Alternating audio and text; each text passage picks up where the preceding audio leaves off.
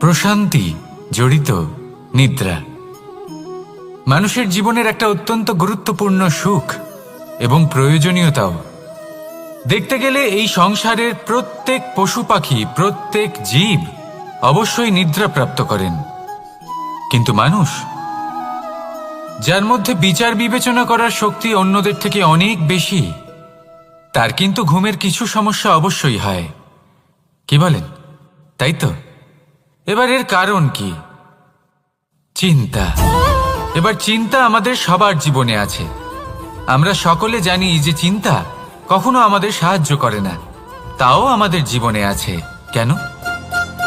চিন্তার মাধ্যমে কি কখনো কোনো সমস্যার সমাধান হয়েছে? অর্থের চিন্তা করলে কি অর্থ লাভ হয়? ভবিষ্যতের চিন্তা করলে কি ভবিষ্যৎ ঠিক হয়ে যায়? স্বাস্থ্যের চিন্তা করলে কি স্বাস্থ্য নিজে থেকেই ঠিক হয়? হয় না। তাহলে এই সব কিছু থেকে আমাদের একটা ছোট্ট শিক্ষা অবশ্যই লাভ করা উচিত। আপনিও আপনার কাঁধ থেকে চিন্তার এই বোঝা নামিয়ে ফেলুন। আর এই সব ইচ্ছে একত্রিত হয়ে আমাদের মনে চিন্তা উৎপন্ন করে। তাই এই চিন্তাগুলিকে ত্যাগ করুন। প্রকৃতির প্রেমের উপর বিশ্বাস রাখুন। মনে রাখবেন, যিনি চিন্তামুক্ত হবেন তিনি চিতামুক্ত হবেন। সুখের নিদ্রা প্রাপ্ত করুন, আর নিদ্রায় যাবার আগে আমার সাথে ভালোবেসে বলুন, রাধা রাধা। মহাদেব, সেই দেবতা যিনি মহান, যাকে দেবতাদের দেবতা বলা হয়, যিনি হলেন আমার আরাধ্য। কখনো আপনার মনে এই প্রশ্ন এসেছে যে শিবকেই কেন মহাদেব বলা হয়, অন্য কোনো দেবতাকে কেন বলা হয় না? সেই কারণ মহাদেবের মধ্যে, ওনার মধ্যে এমন এক বিশেষ গুণ রয়েছে যা অন্য কারণ নেই। তা হলো নিঃস্বার্থ হয়ে মানুষের সেবা করা। যদি প্রয়োজন পড়ে, যদি সৃষ্টির পথে বিনাশের কালো মেঘ ছেয়ে থাকে, তখন নিজের প্রাণের চিন্তা না করে হলাহল পান করার জন্য প্রস্তুত থাকেন মহাদেব। আর এই অদ্বিতীয় ত্যাগের জন্যই শিবকে মহাদেব বলে ডাকা হয়। এবার যদি কোনো মানুষও নিঃস্বার্থ ভাবনার দ্বারা নিজেকে অর্পণ করে দেয় এই জগতের কল্যাণের জন্য, মানুষের সেবার জন্য, তাহলে তিনিও মহাপুরুষ, মহামানব হতে পারেন। যদি কেউ অভুক্ত থাকেন, তাহলে নিজের থালা থেকে অর্ধেক খাবার তাকে দিয়ে দিন। যদি কেউ অসুস্থ হন, তাহলে তাকে সেবা করার, চিকিৎসা করার চেষ্টা করুন।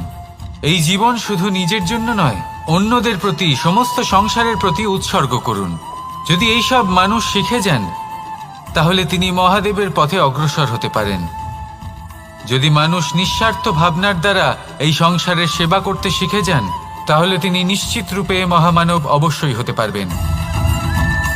আসুন আমার সাথে ভালোবেসে বলুন, রাধা রাধা। স্বর্ণ, হিরে, মুক্ত, মানিক, এই সব কিছুকে আগে পাথর বলা হতো। তাহলে এমন কি হলো যে এদের রত্ন বলা হয়? আর রত্ন তা বাস্তবে আসলে কি? এটা হলো সেই পাথর যাকে আগে আগুনের তাপ সহ্য করতে হয়েছে, পরখ করা হয়েছে, যাচাই করা হয়েছে, এদের কাটার চেষ্টা করা হয়েছে, কিন্তু তারা কখনোই নষ্ট হয়নি, বরং তারা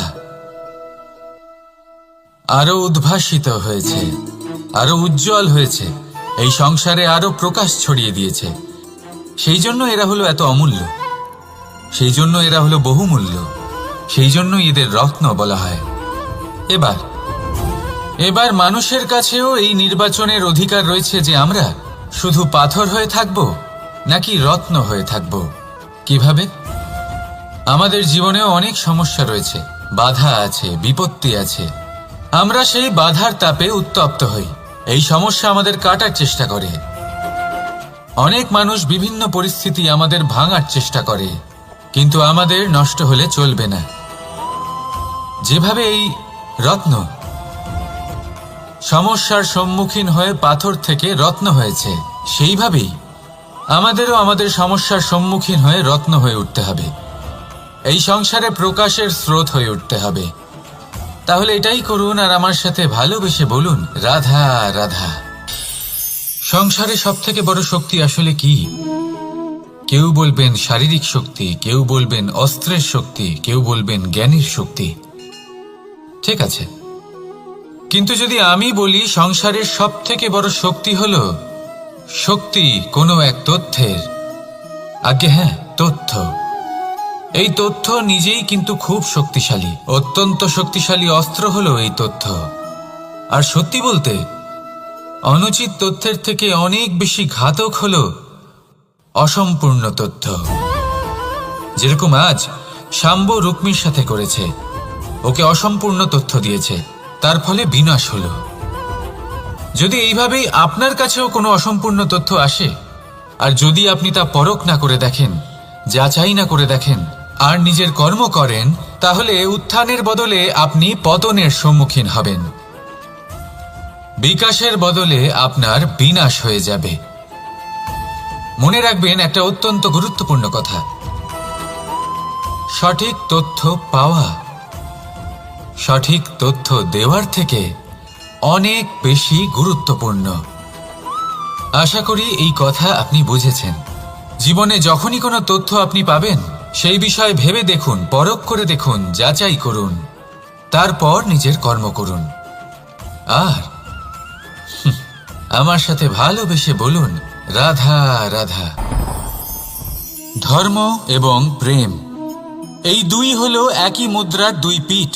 যদি এদের মধ্যে কোনোটা নষ্ট হয়ে যায়, তাহলে দ্বিতীয়টাও থাকে না। কখনো ভেবেছেন এমন কেন হয়? তার জন্য আগে আপনাকে বুঝতে হবে যে ধর্ম আসলে কি। ধর্ম সেটাই যা এই সংসারের প্রত্যেক মানুষকে একে অপরের সাথে সুখ এবং শান্তিতে থাকতে প্রেরণা যোগায়। এই প্রেরণার আধার হলো প্রেম। প্রেম সেটাই যা আপনার মধ্যে অন্য কারোর প্রতি করুণাবোধ জাগিয়ে তোলে, সম্মান জাগিয়ে তোলে। এবার যদি প্রেম চলে যায়, তাহলে সবার আগে বিনাশ হবে সম্মান আর করুণাবোধের। এবার যেখানে না প্রেম রয়েছে, না সম্মান রয়েছে, না করুণা রয়েছে, সেখানে ধর্ম কিভাবে বাস করবে? অশুভ ইচ্ছে জাগ্রত হয়ে ওঠে, ক্রোধ জাগ্রত হয়ে ওঠে, অহংকার জাগ্রত হয়ে ওঠে, আর তারপর আরম্ভ হয় অধর্মের। তাই যা যা ভাবনা আপনার অন্তরে প্রবেশ করছে, করতে দিন, কিন্তু যাই হোক না কেন, এই প্রেমকে নিজের থেকে দূরে যেতে দেবেন না। এই প্রেমকে চিরকাল নিজের কাছে রাখুন, নিজের হৃদয়। আর এই প্রেম ভাব নিয়ে বলুন, রাধা রাধা। মানুষের জীবনে উন্নতি লাভ করার জন্য তিনটি স্তম্ভের প্রয়োজন হয়। প্রথম স্তম্ভ শিক্ষা। এই শিক্ষা আমাদের জ্ঞান প্রদান করে। দ্বিতীয় স্তম্ভ ব্যবসা, যার দ্বারা আমরা ধন উপার্জন করি। তৃতীয় স্তম্ভ হলো আমাদের ঈশ্বর, আমাদের ইষ্ট। এনার সাথে যদি আমরা জুড়ে থাকতে পারি, তাহলে এমন একটা মানসিক বল আপনি লাভ করবেন যেটা এই সংসারে আর কোথাও পাওয়া সম্ভব নয়। কিন্তু মানুষ অনেক সময় জীবনে এই তিনটি স্তম্ভ লাভ করা সত্ত্বেও সামনে অগ্রসর হতে পারেন না। তখনও জীবনে কঠিন পরিস্থিতি আসতেই থাকে। এমনটা ঠিক কেন হয়? কারণ সে জীবনে এই তিনটি স্তম্ভ লাভ করে নেয়, জীবনে প্রয়োগও করে, কিন্তু তার ভিতের কথা সে ভুলেই যায়। যেমন প্রথম স্তম্ভ অর্থাৎ শিক্ষা। এই শিক্ষার আধার হলো শুভ চেতনা।